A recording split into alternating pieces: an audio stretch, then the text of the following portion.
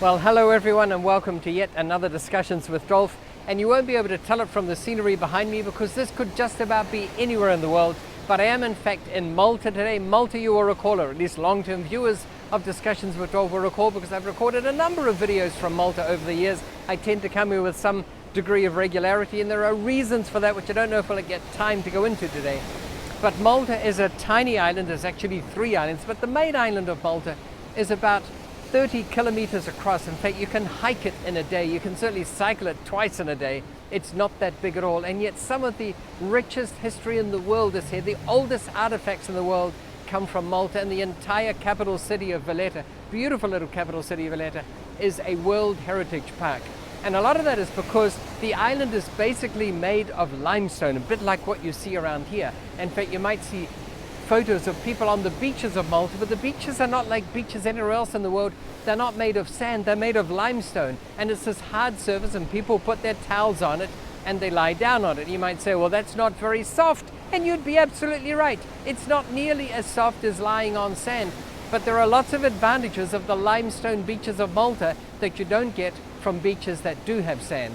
And one of them, for instance, is that you don't get sand in all your clothes and between the cracks of your toes and between other places where, never mind. You don't get sand blowing in the wind and getting in your eyes and all that sort of thing. So it's got a lot of advantages. But I'm not here to talk about the advantages of the sandless beaches of Malta. I'm here to highlight one of the advantages of real estate. When you buy a piece of property, buy a body of water. Now, the body of water needn't be the ocean. It is a very good example, but it needn't be.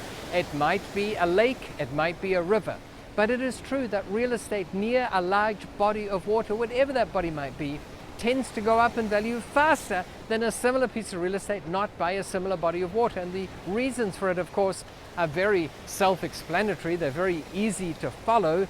When you have a building by a large body of water, such as the apartments behind me, for instance, you can never be built out unless, I guess, they have large, like the canal boats of Amsterdam. You might have boats parked out at sea with residences on them, and you might think I'm making this up or talking nonsense, but there is in fact a cruise boat called the Residency, C at the end spelled SEA, where you have your residences at sea. And the idea is that you buy an apartment or a condo on one of these boats, and it's your permanent residence, and your residence goes around the world from country to country. They tend to make one lap around the world a year, and they stop at innumerable number of ports. It's all a lot of fun, so it is possible. But when you have a property by a large body of water, you can never be built out. You get views of the sunrise and the sunset and people strolling along the boulevard, as we have a boulevard here behind me.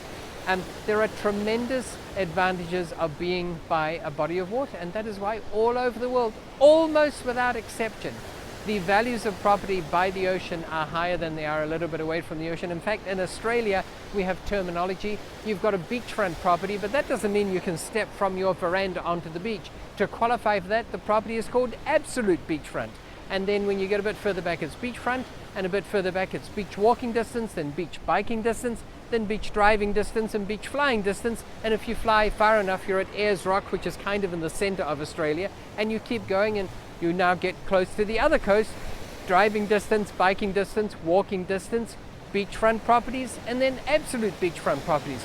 So my point is, where being close to the beach is a prized thing, or where it is a common thing to have a lot of properties by the beach. In fact, in Australia, something like 80% of the population lives within 10 miles of the beach somewhere in Australia. So that is significantly like, they have a lot of terminology to explain how close you are. Just like in Alaska, the Eskimos have about 20 words for snow. And even though to us snow is snow, for them there are all these different kinds and grades of snow, and that's just an indication of how important it is for the Eskimos to have words to discriminate all the different kinds of snow that they have, so that they understand what they're talking about and referring to. So when it comes to properties by the beach, it is important to know how close it is to the beach, what the views are. Talk to any real estate agent anywhere in the world and they will extol the virtues of being by the sea. Anyway, that's all we've got time for this week. I've got plenty more on this topic. I'm sure we'll get time for many more. Thank you so much for watching, and in the meantime, I want to wish you, as always, successful investing. Thank you very much.